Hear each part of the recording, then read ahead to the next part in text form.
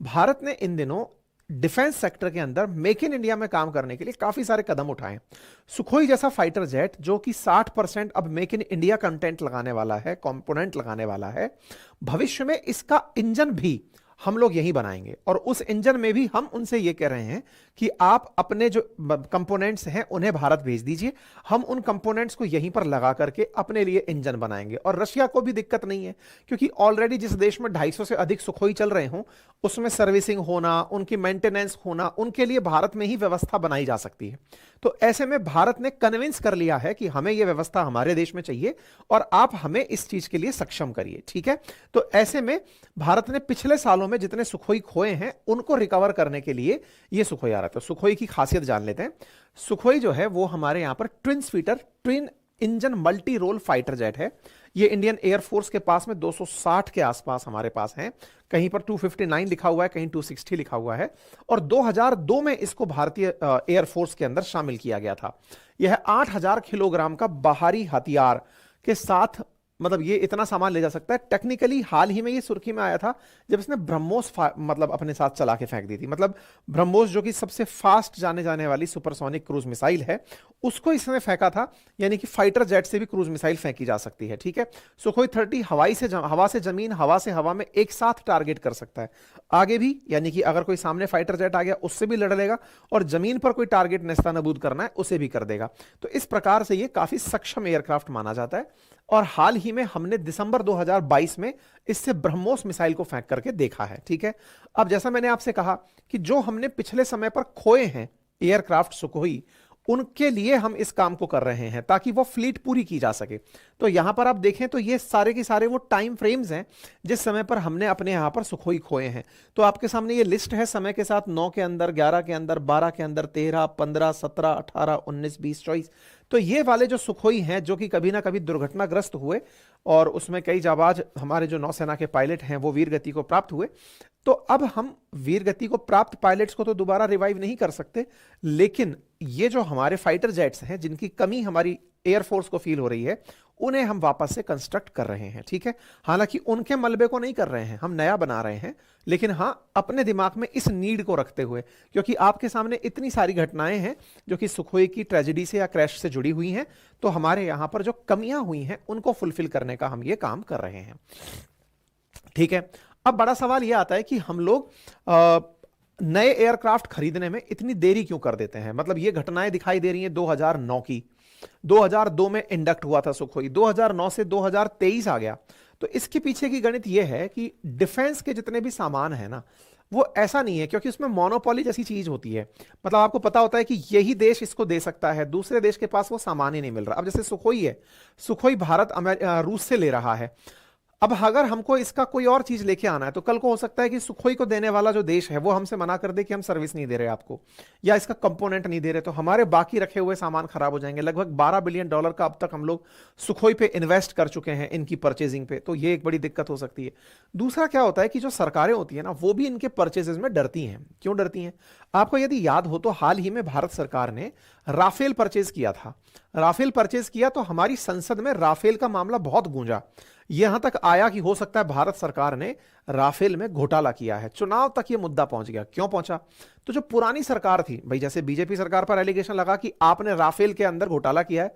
पुराना इतिहास क्या था कि पुराने समय पर कांग्रेस के टाइम पर डिफेंस के जो टेट्रा ट्रक्स थे उनके खरीद में, बोफोर्स तोप के खरीद में, इन सब के अंदर, और जो वीआईपी चॉपर्स थे उनके खरीद के अंदर, अगस्ता वेस्टलैंड जिसे कहा गया था, उसके अंदर काफी सारा भ्रष्टाचार उजागर हुआ था। तो होता क्या है, अच्छा भ्रष्टाचार की कहानी आ तो बाहर जाती है, लेकिन जिस समय हो रहे होते हैं वो बड़े ही सीक्रेसी के साथ ये काम हो रहे होते हैं, क्योंकि डिफेंस के मामले में कहा जाता है ना टॉप सीक्रेट है, किसी को नहीं बताना है। तो डिफेंस की बातें बाहर नहीं आती हैं, लेकिन बाद में जब सरकारें बदलती हैं तो पुरानी सरकारों के काले चिट्टे खुल जाते हैं, या कोई ना कोई खोजी पत्रकार होता है जो बाहर बाहर निकाल देता है। तो सरकारों के राज उजागर होने लगते हैं। राज उजागर होने लगता है तो उसका नुकसान चुनाव के अंदर पड़ता है। तो होता यह है कि डिफेंस इक्विपमेंट क्योंकि भारी भरकम कीमत पर खरीदे जाते हैं, उसमें 1001 करोड़ की अगर रिश्वत कहीं से टिक गई, आपको पता भी नहीं चला कि कहां से 1000 करोड़ निकल गए। तो ऐसे में सरकारों को भी यह डर लगता है कि हमारे ऊपर यह जरूरत का भांडा ना फूटे। ऐसे में जितने भी ऐसे प्रोक्योरमेंट्स हैं, ऐसी खरीद हैं जिसमें भ्रष्टाचार जुड़ सकता है या जिसका एलिगेशन जुड़ सकता है, सामान्यतः सरकारें डर रही होती हैं कि कहीं ऐसा ना हो कि हम खरीदें, हमारे साथ में फिर इसका अलग सीन चलता रहे। अब इस बात को देखते हुए राफेल की ही चीज देख लीजिए आप। तो राफेल जो है ना, हमने हाल ही में राफेल और तेजस ही हाल ही के दिनों में इंडक्ट किए हैं। हमारे देश के अंदर 2000 से लेकर अब तक 126 medium multi road combat aircraft जो हैं वो एनरोल हुए हैं अभी 2000 से लेकर के, और हमारे यहां लगातार नीड बताई जा रही है। 126 ओरिजिनली प्रपोज किए गए हैं कि हमें आवश्यकता है ऐसे एयरक्राफ्ट्स की जिन जो राफेल कैटेगरी के हैं, उनकी 126 की आवश्यकता है। हमने खरीदे कितने? 36 खरीदे। उसमें भी बवाल कटा हुआ है कि सरकार ने हो सकता है कहीं करप्शन तो नहीं कर दिया होगा। अपोजिशन उसको लेकर के खूब बातें कर रही है। तो टेक्निकली एयरफोर्स की जो नीड है उसके प्रोक्योरमेंट को कहीं किसी देश से पूरा करना बड़ा चैलेंजिंग हो जाता है। इसीलिए यह विकल्प तलाशा गया कि भाई कहीं से प्रोक्योर करने से बेहतर है इंडिया के अंदर बनाया जाए। तो ऐसे में हम लोग उसको इंडिजीनियस तरीके से बनाने का प्रयास कर रहे हैं। ठीक है, तो अब अगर मेक इन इंडिया, इसीलिए इस गवर्नमेंट ने मेक इन इंडिया को काफी प्रमोशन दिया कि हम डिफेंस के इक्विपमेंट्स यही बनाएंगे। जो भी देश हमें इस काम में सहयोग करेगा कि हमारे यहां पर ही आप बनाएं, तो हम कम से कम 2 काम कर पाएंगे। पहला, अपनी आंखों के सामने बनता हुआ देख पाएंगे, हमारी अपनी किसी कंपनी को एनरोल होता हुआ देख पाएंगे। और जैसा होता है हमेशा से कि जब आप किसी को करते हुए कुछ देखते हो तो हो सकता है आप भी उस चीज को सीखो। यही रिवर्स इंजीनियरिंग की सबसे बड़ी विशेषता रही है। चाइना ने आज अमेरिकी बहुत सी गुड्स को अपने देश में बनाना शुरू किया हो, या जापान ने कभी इस तरह से काम शुरू किया, उसके पीछे रिवर्स इंजीनियरिंग का बड़ा रोल है। तो इसलिए भारत ने कंडीशन डाल दी कि किसी को भी माल बेचना है बेचो, लेकिन हमारे यहीं पर बना के दिखाओ। बना के दिखाओगे, हमारे इंजीनियर्स को रोजगार दोगे, इससे हो सकता है कुछ तो सीखेंगे। और आज स्थिति आप ये देखें कि सुखोई जिसको हम पहले पूरा पूरा खरीदते थे, आज उसमें 62% सामान हम अपना बनाकर लगा रहे हैं। तो एटलीस्ट 62% के लिए तो व्यापार देश में ही रहा और उसके अंदर अपना इन्वेस्टमेंट रहा, तो एक तरह से मेक इन इंडिया को भी बूस्ट मिला। तो अभी जिसको परमिशन मिली है सरकार की तरफ से, एचएएल को, हिंदुस्तान एरोनॉटिक्स लिमिटेड को, नासिक वाली शाखा को जो ये फिलहाल बनाएगी, उसको 19 नवंबर के दिन ही कह दिया था कि आप इसकी तैयारियां शुरू कर दो, परमिशन मिलने वाली है। तो 62% सामान के साथ में अब हमारे रक्षा मंत्रालय के कहने पर नासिक के अंदर सुखोई बनने शुरू होंगे और इन्हें भारतीय वायुसेना के लिए एचएएल के लाइसेंस के तहत ही बनाया जाएगा। अच्छा, इससे पहले ही कुछ महीने पहले, 2-3 महीने पहले ही, सितंबर के अंदर ही भारत सरकार ने 26,000 करोड़ के 240 एरो इंजन बनाने की बात सुखोई इससे गई थी, एचएएल से, कि ना केवल आप ये बनाएं, यानी कि एचएएल से ये नहीं कहा गया कि आप केवल 12 सुखोई कंप्लीट बना के दें, बल्कि आप इंजन भी बनाएं। अब आपके दिमाग में फिर सवाल आएगा कि सर इतना बड़ा इंजन बनाने के लिए हमारे पास टेक्नोलॉजी है कि नहीं है। तो इसके अंदर यह बात निकल कर आई कि इंजन जो है ना इस सुखोई के, उसको भी सुखोई के इंजन को एचएएल बनाएगा और 54% कंपोनेंट, यानी आधे से अधिक कंपोनेंट उसमें इंडिजीनियस लगा होगा, यानी इंडियन लगा होगा। तो इसमें फिर से देखिए, तो एक तरह से एचएएल को इसी कालखंड के अंदर 40,000 करोड़ के आसपास के प्रोजेक्ट मिल गए। एक साल के अंदर 40,000 करोड़, ये बड़ा अमाउंट होता है, बिलियंस में हो गया, 8-40, लगभग $4.5 बिलियन के आसपास का काम मिल चुका है। 4.5 बिलियन के काम में एक्सपेंशन ऑफ वर्क होगा, रिक्रूटमेंट्स होंगे, बहुत सारे जॉब अपॉर्चुनिटीज होंगी, और निश्चित ही भारत में, अब आप पूछेंगे कि ऑलरेडी हमारे पास 259 तो सुखोई हैं ही, 12 ये बनकर आ जाएंगे और 240 के इंजन बन के आ रहे हैं, इसका क्या करने वाले हैं? तो भाई हो सकता है भविष्य में हम और सुखोई बनाने के लिए इन इंजन्स का यूज करें कि भाई बना के तो रख लो हम हमारी एयरफोर्स को, क्योंकि अब 2 तरफ से चैलेंज है। मुझे तो लगता है भविष्य में 3 तरफ से चैलेंज होगा। पाकिस्तान, चाइना, हम 2 को ही फ्रंट पे मानते थे, अब हो सकता है कभी भविष्य में बांग्लादेश के साथ भी हमारा काम छिड़ता रहे। तो जितना ज्यादा आप तरक्की करोगे, आपके फ्रंट्स पे आपको उतनी टेंशन रहेंगी। तो हमें अपने लिए तैयार रहना है, यानी कि रेडी टू वॉर वाली जो सिचुएशन है वो चला के रखनी होती है। तो ऐसे में एरो इंजन्स बनाने का परमिशन दे दिया गया कि आप इंजन बना के रखिए, भविष्य में जरूरत पड़ सकती है, काम में आ जाएंगे। ठीक है, तो इसका इंपैक्ट किसको पड़ेगा? निश्चित ही एचएएल को इसका बड़ा फायदा होगा। एक तो काम ये कर दिया। दूसरा क्या हुआ? दूसरा काम हुआ तोप के बारे में। मतलब इस कैबिनेट कमेटी ऑन सिक्योरिटी ने एक तो सुखोई के लिए परमिशन दी, दूसरा ये जो आप देख रहे हैं ये होवित्जर तोप है, ये तोप लगी हुई है एक उस पे टैंक के ऊपर। तो टैंक के तरह तो पहिए चलने वाले इसमें हैं, तोप वाला सिस्टम इसमें पूरा है। मतलब होता क्या है, जनरली जो तोप होती है ना, ये टैंक की तरह सेल्फ चलने वाली होती हैं तब तो बहुत ही अच्छी चीज मानी जाती है, सेल्फ प्रोपेल्ड हैं ये।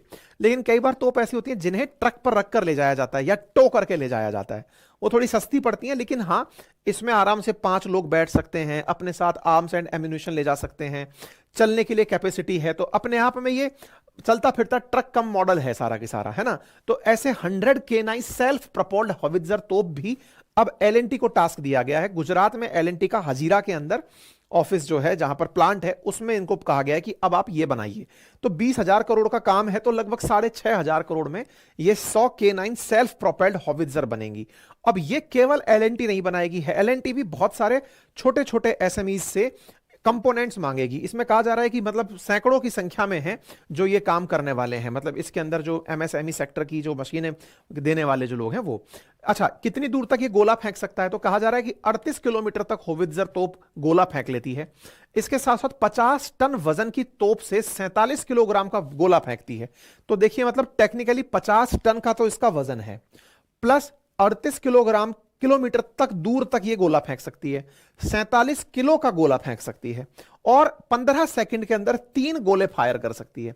155 mm की इसके अंदर तोप लगी है, जो कि 18 से लेकर 52 किलोमीटर की रेंज में अपनी रेंज को सेटल कर सकती है। ये नहीं कि यहां खड़ी है तो अब फेंकेगी 38 ही, बीच में कोई आ गया तो बच जाएगा, नहीं, रेंज को ऊपर नीचे किया जा सकता है। तो 18 से 52 किलोमीटर की रेंज तक ये गोले को फेंक सकती है। साथ ही साथ किसी भी तरह के मैदान में चल सकती है। इसमें इतना ताकतवर इंजन लगा है कि यह 67 किलोमीटर प्रति घंटे की रफ्तार से चल भी सकती है। साथ में अपने 5 सैनिकों का क्रू ले जा सकती है। तो एक तरीके से टैंक की तरह फुल बख्तर बंद प्रकार का हमारा ये सिस्टम है। इसके अंदर इतने सारे फीचर्स हैं कि तोप के गोले को दूर तक फेंकने का फीचर, और यही काम जो है हम लोगों ने एलएनटी और एक दक्षिण कोरियाई कंपनी के साथ मिलकर के पहले 2018 में हजीरा में शुरू किया था। फिर धीरे धीरे इसका इंडिजनाइजेशन शुरू हुआ और 80% अब इसका इस Indian make in Indian component होना शुरू हो चुका है। तो आप ये देख सकते हैं कि ये पूरा की पूरा हॉवित्जर है। फिलहाल ये एलएसी के अंदर तैनात है। 2021 में ही जब भारत और चाइना के बीच में वो बढ़ने लगी थी, टेंशंस बढ़ने लगी थी, उस दौरान हमने इसको एलएसी पर तैनात किया था। चाइना ने इस बात को लेकर के काफी ज्यादा, मतलब हमने देखा भी था उस दौरान ये काफी ज्यादा सुर्खी बनी थी। हमने उस ट्रैक पर इन्हें बढ़िया से तैनात करके रखा हुआ था। ठीक है, अब न्यूज ये है कि अब हमने इनके लिए कहा है कि भैया हम अपने यहां पर इसको बना रहे हैं। तो अब बना रहे हैं, मेक इन इंडिया के तहत बना रहे हैं। एलएनटी का भी इसकी वजह से अब काफी सारा काम आगे बढ़ेगा। इसके अंदर बड़ी संख्या में छोटे और मझले जो उद्योग धंधे हैं उनको बड़ा फायदा होगा, क्योंकि वो एलएनटी के साथ मिलकर के काफी सारा इकोसिस्टम को मजबूत करके देंगे।